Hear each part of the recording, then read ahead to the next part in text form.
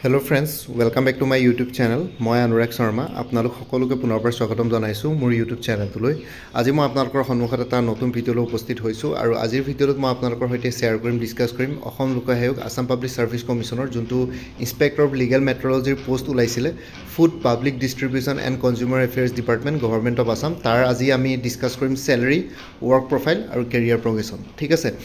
APSC inspector of legal metrology বুলি মোৰ YouTube চেনেলত এটা প্লেলিষ্ট ক্ৰিয়েট কৰি থোৱা আছে সেই প্লেলিষ্টৰ লিংকটো এই ভিডিওৰ ডেসক্ৰিপচনত আপোনালোকে পাই যাব সেই প্লেলিষ্টত গলে এই পৰীক্ষাটোৰ লগত জড়িত সকলো ধৰণৰ ইনফৰমেটিভ ভিডিওস পাই যাব like previous year question papers and other informative videos ঠিক আছে সো আজিৰ ভিডিওটো ষ্টাৰ্ট কৰি inspector of legal metrology class 2 gazetted post হয় এটো এটা ক্লাস 2 ক্যাটেগৰি গেজেটেড পোষ্ট হয় মানে গ্ৰুপ বি ষ্টেট সাৰ্ভিসত পৰে আৰু লগতে আৰু এটা কথা কৈ দিছো মই আপোনালোকক ইন্সপেক্টৰ লিগেল মেট্ৰলজিৰ পৰীক্ষাটো খুব সম্ভৱ আপোনালোকৰ জুলাই মাহত APSC অনুষ্ঠিত কৰিব বেক টু বেক বহুত এক্সাম পাতিব APSC জুনৰ preliminary exam combined competitive preliminary এক্সামিনেশ্যনৰ পাছত বাকি অন্য যোনবিলাক পেন্ডিং এক্সামছ আছে হেখিনি back to back June July August এই তিনি মাহত একেলগে বেক টু বেক বহুত এক্সামছ কণ্ডাক্ট কৰিব APSC সো হেতু কাৰণে আপোনালোকে হাজু হৈ থাকক সো ইয়াতে একেটা মাহতে APSC তিনটা মান এক্সামছ কণ্ডাক্ট কৰিলেও আপোনালোকে সাৰপ্ৰাইজ নহব কাৰণ বেক টু বেক বহুত এক্সামছ হ'বলৈ গৈ আছে জুনিয়ৰ এডমিনিষ্ট্ৰেটিভ এছিষ্টেণ্টৰ পৰা আদি কৰি একদম জুনিয়ৰ ডেভেলপমেণ্ট অফিচাৰলৈকে ইন্সপেক্টৰ লিগেল মেট্ৰলজি আৰু অন্যান্য বহুত এছিষ্টেণ্ট ইঞ্জিনিয়াৰ হেবিলাকৰ পৰীক্ষাও বহুত পেন্ডিং হৈ আছে ঠিক আছে সো ভিডিওটো ষ্টাৰ্ট কৰো salary work profile career progression so ইয়াতে ফাৰ্স্ট অফ অল আমি স্যালাৰি ক্যালকুলেশনটো চাম পে স্কেলটো 22000 টু 97000 পেমেন্ট 3 গ্ৰেড পে 9400 হয় ইন্সপেক্টৰ লিগেল মেট্ৰলজি ইয়াতে বেসিক পে যদি ক্যালকুলেট কৰো তেনলে মিনিমাম পে স্কেলটো চাম 22000 লম প্লাস গ্ৰেড পে 9400 হ'ব টোটাল 31400 ডিয়াৰনেস এলাউন্স তো আজিকালি 55% of basic pay hall so 55% of 31400 17250 270 rupees হ'ব হাউস rent allowance 10% 8% or 7% of basic pay 10% আপোনালোকৰ গুৱাহাটীৰ নিচিনা চহৰত পোষ্টিং পালে মানে 10% হ'ব আৰু বাকি গুৱাহাটীৰ পাছত যদি টায়াৰ 2 চহৰ বিলাকত পোষ্টিং হয় লাইক জোৰহাট ডিব্ৰুগড় তেজপুৰ শিলচৰ হেবিলাকত 8% হ'ব আৰু তাতকে যদি অন্য হৰু জায়গা বিলাকত পোষ্টিং হয় হৰু টাউন বিলাকত পোষ্টিং হয় তেতিয়াহলে 7% অফ বেসিক পে হয় ইয়াতে মই স্যালাৰি ক্যালকুলেশন কৰোতে গুৱাহাটীৰ যোনটো মেট্ৰোপলিস কি বুলি কয় হাউস ৰেন্ট এলাউন্স হয় 10% অফ বেসিক পে হেতু ধৰিছো 10% অফ 31400 3140 rupees মেডিকেল এলাউন্স আপোনালোকে 600 পাব গ্ৰোস স্যালাৰি হ'ব 31400 প্লাস ডিয়াৰনেস এলাউন্স দিয়ে 17250 প্লাস 3140 হাউস ৰেন্ট এলাউন্স প্লাস 600 হ'ব 52410 এটো গ্ৰোস স্যালাৰি তাৰ পিছত আপোনালোকৰ ডিডাকশন হ'ব national pension system by unified pension scheme ইয়াৰ ভিতৰত যিকোনো এটা আপোনালোকৰ ডিডাক হ'ব 10% of basic pay plus dearness allowance 10% of basic pay plus dearness allowance যদি দুটা যোগ কৰো তেতিয়ালে 48670 হ'ব সো আপোনালোকৰ ডিডাকশন হ'ব প্ৰত্যেক মাহে 4867 rupees ঠিক আছে এটো আপোনালোকৰ স্যালাৰি পৰা ডিডাক হ'ব লগতে গ্ৰুপ ইন্সুৰেন্স স্কিমত 300 ডিডাক হ'ব আৰু লগতে মুখ্যমন্ত্ৰী লোক সেৱক Arogya Yojana MML SAY 325 rupees ডিডাক হ'ব প্ৰফেশনাল টেক্স 208 rupees ডিডাক হ'ব সো টোটাল ডিডাকশনস হৈ গল 4867 NPS by UPS ত তাৰ পিছত হৈ গল 300 GIS গ্ৰুপ ইন্সুৰেন্স স্কিম তাৰ পিছত হৈ গল rupees 325 মুখ্যমন্ত্ৰী লোক সেৱক আৰোগ্য যোজনা MML SAY আৰু লগতে professional tax 208 rupees so total deduction ইয়াতে হৈ গল আপোনালোকৰ 5700 তাৰ পিছত নেট ইনহেন্স স্যালাৰি যদি পায় তেতিয়ালে আমি যোনটো গ্ৰোস স্যালাৰি আছে 52410 ৰেড কালাৰ লিখা আছে 52410 মাইনাস টোটাল ডিডাকশন 5700 যদি কৰো তেতিয়া হ'ব 46710 plus travelling allowance plus special allowance ঠিক আছে ট্ৰেভেলিং এলাউন্স তো ইয়াতে মই দেখুৱা নাই কাৰণ ডিপাৰ্টমেন্ট ওয়াইজ বেলেগ বেলেগ হ'ব পাৰে অন দি বেসিস অফ কেনেকুৱা ধৰণৰ ট্ৰেভেল কৰিব লাগিব কিমান দূৰ যাব লাগিব হেতু বেসিছত হ'ব সো হেতু কাৰণে ট্ৰেভেলিং এলাউন্স তো মই ইয়াতে আপোনালোকক দেখুৱা নাই আৰু লগতে স্পেশাল এলাউন্স মানে যদি কিবা স্পেশাল ডিউটি থাকে তেতিয়াহলে স্পেশাল এলাউন্স পায় আৰু সেই স্পেশাল এলাউন্স তো জেনাৰেলি ইলেকশন ডিউটি হওক বা অন্যান্য তেনেকুৱা ধৰণৰ কিবা যদি তেনেকুৱা স্পেশাল সাৰ্কামস্টেন্সেস ক্ৰিয়েট হয় গভৰ্নমেন্ট তেতিয়া গভৰ্নমেন্টে যদি কেনেবাকে ডেপুটেশনত পঠায় তেতিয়া স্পেশাল এলাউন্স পায় ঠিক আছে সো এতিয়া যদি আমি নেট ইনহেন্স স্যালাৰি যদি কম 46710 বুলি মই দেখুৱাইছো কিন্তু plus travelling allowance plus special allowance যদি যোগ কৰে তেলে আপোনালোকে নেট এটো স্টাৰ্টিং স্যালাৰি ঠিক আছে এটো স্যালাৰি বাঢ়ি থাকিব নেট স্টাৰ্টিং ইনহেন্স স্যালাৰি 7 পে কমিশনত আপোনালোকৰ এৰাউণ্ড 49 to 50000 আপোনালোকে এক্সপেক্ট কৰিব পাৰে এৰাউণ্ড 50000 ওচৰা-ওচৰি আপোনালোকে স্যালাৰি পাব as a inspector of legal metrology class 2 gazetted officer post হিচাপে ঠিক আছে তাৰ পিছত আপোনালোকৰ আহি গল জব ওয়াৰ্ক প্ৰোফাইল এটা ইন্সপেক্টৰ লিগেল মেট্ৰলজি কি কাম কৰিব লাগে হেতু জানিব লাগিব আপোনালোকে তাৰ কাৰণে an inspector of legal metrology in Assam primarily ensures accurate weights and measures in trade and commerce. They verify and stamp weights and measures, inspect packaged commodities, and enforce the Legal Metrology Act. They also handle prosecutions for violations and collect verification fees ঠিক আছে so basically যদি আমি সৰল ভাষাত বুজাবলৈ যাওঁ তেনে inspector of legal metrology basically weights আৰু মেজাৰ্স বিলাকৰ লগত কি বুলি কয় ডিল কৰে ট্ৰেড আৰু কমাৰ্চ এষ্টাব্লিশমেন্ট বিলাকৰ লগত তেওঁলোকে যোনখিনি কমোডিটিছৰ লগত ট্ৰেড আৰু কমাৰ্চ কৰা হয় যোনবিলাক বিজনেছ এষ্টাব্লিশমেন্ট আছে সেইবিলাকৰ ওয়েটস আৰু মেজাৰ্স বিলাক তেওঁলোকে ভেৰিফাই কৰে ষ্টাম্প কৰে ঠিক আছে ইন্সপেক্ট কৰে পেকেজ বিলাক কমোডিটিছৰ যে ঠিকে আছে নে কৰবাত যদি পেকেজটো যদি ধৰক এটা সাপোজ মই ফৰ এক্সাম্পল এটা চাউলৰ বস্তা আছে তাতে 25 কেজি লিখা আছে কিন্তু আপোনালোকে মেজাৰ কৰি গম পালে হেতু যদি ভালকে ওয়েট কৰে তেতিয়াহলে গম পাব 25 কেজি পেকেটটো লিখা আছে কিন্তু কোনবাই হয়তো হেতু ম্যানিপুলেট কৰিছে যোনটো বিজনেছে বিক্ৰী কৰি আছে সেই বিজনেছ এষ্টাব্লিশমেন্টটো ম্যানিপুলেট কৰি 25 কেজিৰ জায়গা 22 কেজি হে মানুহক 25 কেজিৰ দাম লৈ পেলাই 22 কেজি বিক্ৰী কৰি আছে সো হেতু ক্ষেত্ৰত ইন্সপেক্টৰ অফ লিগেল মেট্ৰলজি ইন্সপেক্ট কৰি পেলাই সেইখিনি বস্তু তেওঁলোকৰ ইয়াতে কি বুলি কয় লিগেল মেট্ৰলজি এক্টৰ অনুসৰি ইয়াতে তেওঁলোকে ইয়াতে একচন ল'ব পাৰে প্ৰজিকিউট কৰিব পাৰে ঠিক আছে সো সেইখিনি বস্তু ভায়োলেশন যদি কেনেবাকে কৰে আৰু লগতে ভেৰিফিকেশন ফিজ বিলাক তেওঁলোকে কালেক্ট কৰে এইবিলাক গভৰ্ণমেন্টৰ ৰেভিনিউ আৰ্নিং ডিপাৰ্টমেন্টে হয় এক প্ৰকাৰ আৰু লগতে সেইখিনি বস্তু তেওঁলোকে মাৰ্কেট বিলাক সাৰ্ভে কৰে বেসিক্যালি ওয়েটস এণ্ড মেজাৰ্ছৰ লগত তেওঁলোকে ডিল কৰে আৰু লগতে কি ৰেসপন্সিবিলিটিজ বিলাক চাও ভেৰিফিকেশন এণ্ড ষ্টাম্পিং ঠিক আছে ইন্সপেক্টিং ভেৰিফাইং এণ্ড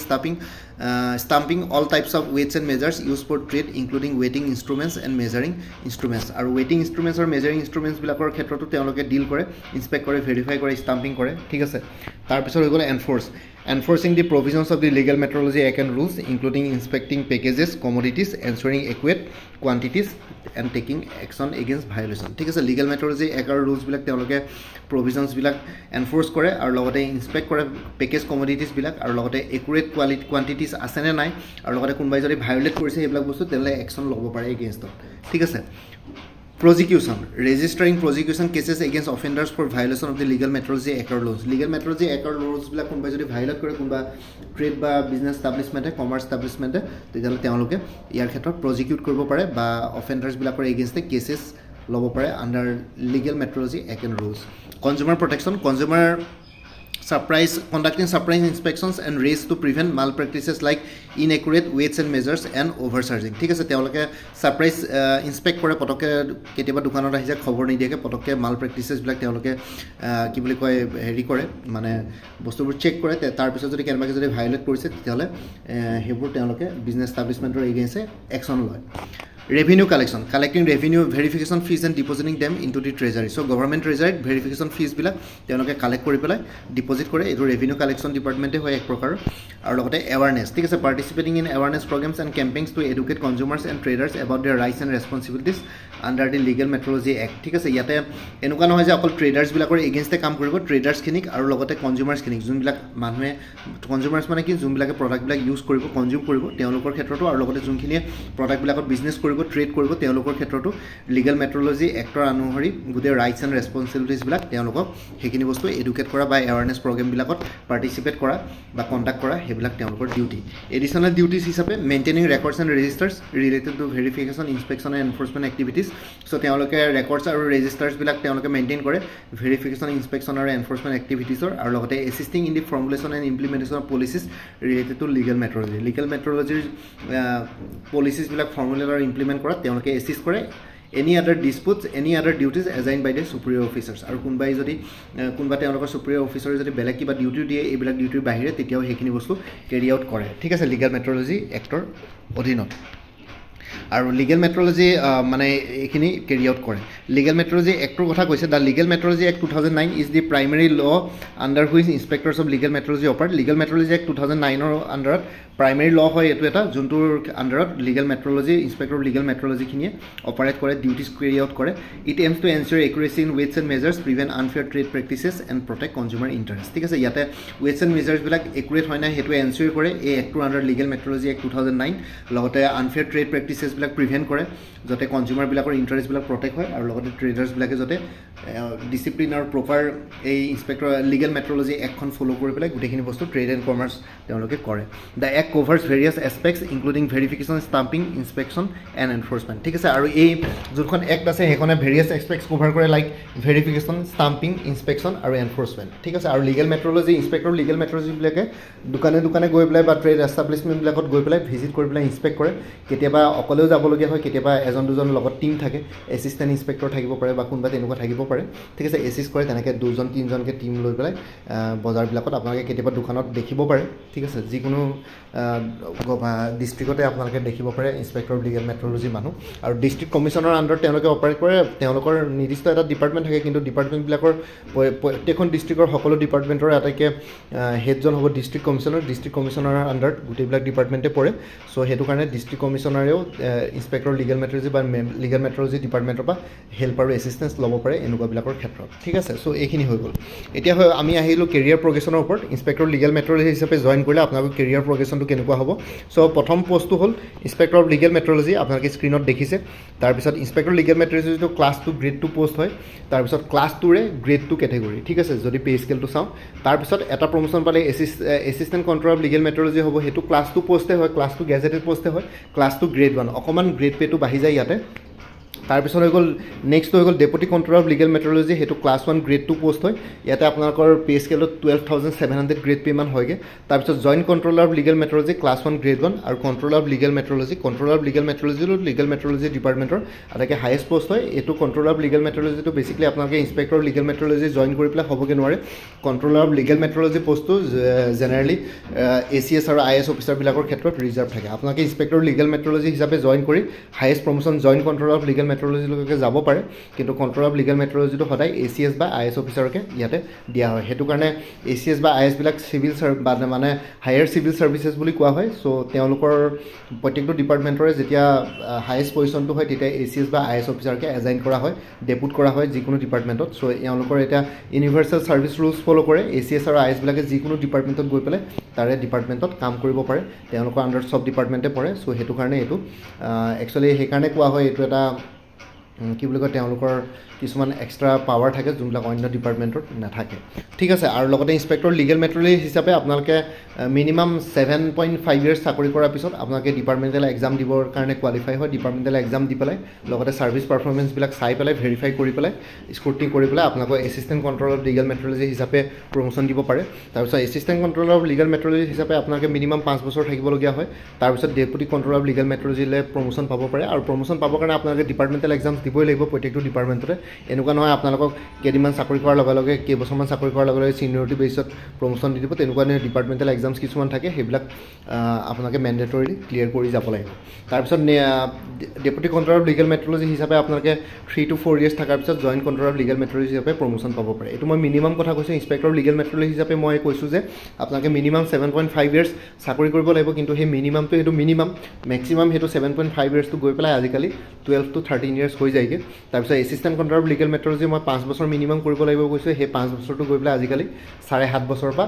9 বছৰ 10 বছৰ পাই যায়গৈ ঠিক আছে চ' বেছিকলি কেতিয়াবা 20 বছৰত আপোনালোকৰ দুটামান প্ৰমোশ্যনহে হ'বগৈ পাৰে চ' তেনেকুৱা ধৰণৰ joint control of legal metrology হিচাপে হায়েষ্ট প্ৰমোশ্যন পাব বাকী কণ্ট্ৰল অফ লিগেল মেট্ৰলজিটো ACS বা IS অফিচাৰৰ কাৰণে আপোনালোকৰ ৰিজাৰ্ভ থাকে ঠিক আছে এইখিনি হৈ গ'ল আপোনালোকক মই আজিৰ ভিডিঅ'টোত আপোনালোকক জনালোঁ যে inspector of legal metrology career progression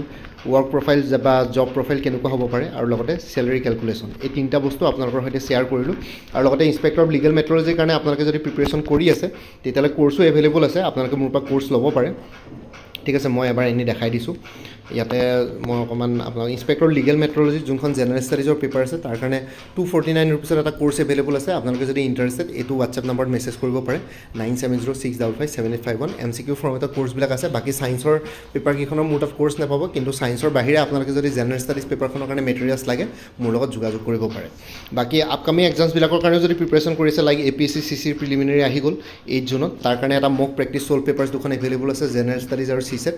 তাৰ কাৰণে 85 ৰুপিছত এভেইলেবল আছে হোৱাটছএপ কৰিব পাৰে এইটো নম্বৰ 9706557851 আৰু কাৰোবাক যদি কাৰেণ্ট এফেয়াৰ্ছ লাগে 2024-25 তেতিয়াহ'লে 99 ৰুপিছত এভেইলেবল আছে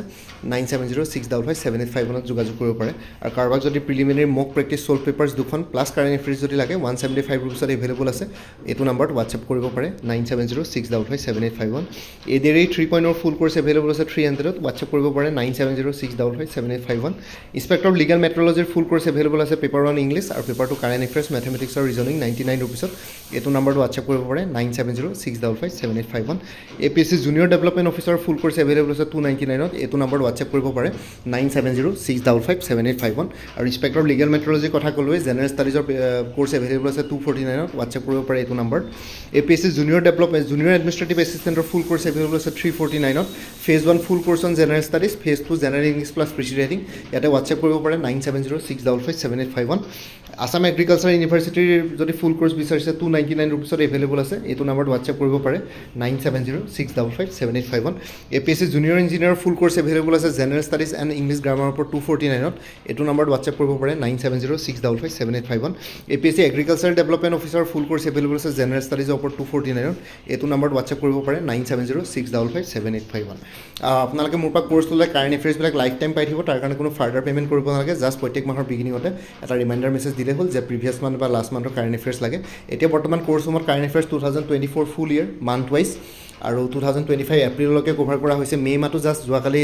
পৰহি শেষ হৈছে মে' মাহৰ কাৰেণ্ট এফেয়াৰ্ছখিনি এইটো মাহত আপোনালোকে পাই যাব আৰু এদিন দুদিন পাছত মে' মাহৰ কাৰেণ্ট এফেয়াৰ্ছখিনিও পাই যাব আৰু আগতে যদি মোৰ পৰা কোনোবাই কিবা কোৰ্ছ লৈছিলে এবাৰ জনাই দিব তেতিয়া আগৰ মেটেৰিয়েলছখিনি বাদ দি যোনখিনি নতুন মেটেৰিয়েলছ লাগিব সেইখিনি ল'লে হ'ল তেতিয়া প্ৰাইচটো অলপ কমি যাব কোনোবা যদি ইণ্টাৰেষ্টেড কেণ্ডিডেটছ আছে তেতিয়াহ'লে এই হোৱাটছআপ নম্বৰটো মেছেজ কৰি জনাওক 9706557851ত আপোনালোকক কোনটো কোৰ্ছ লাগে কোৰ্ছৰ কণ্টেক্টছখিনি শ্বেয়াৰ কৰিম লগতে পে'মেণ্টৰ লিংক দিম পে'মেণ্ট কৰাৰ লগে লগে গোটেই কোৰ্ছটো নিজৰ হোৱাটছআপত PDF ফৰ্মেটত পাই যাব ইয়াতে যোনটো হোৱাটছআপ নম্বৰ দি আছে এইটো অনুগ্ৰহ কৰি কল নকৰিব এইটো জাষ্ট হোৱাটছআপ মেছেজৰ কাৰণে এভেইলেবল কলৰ কাৰণে এভেইলেবল নহয় বাকী ভিডিঅ' ডেছক্ৰিপশ্যনৰ কমেণ্ট ছেকশ্যন চেক কৰক কোৰ্ছখিনি কথা আৰু এবাৰ উল্লেখ কৰিছোঁ লগতে মোৰ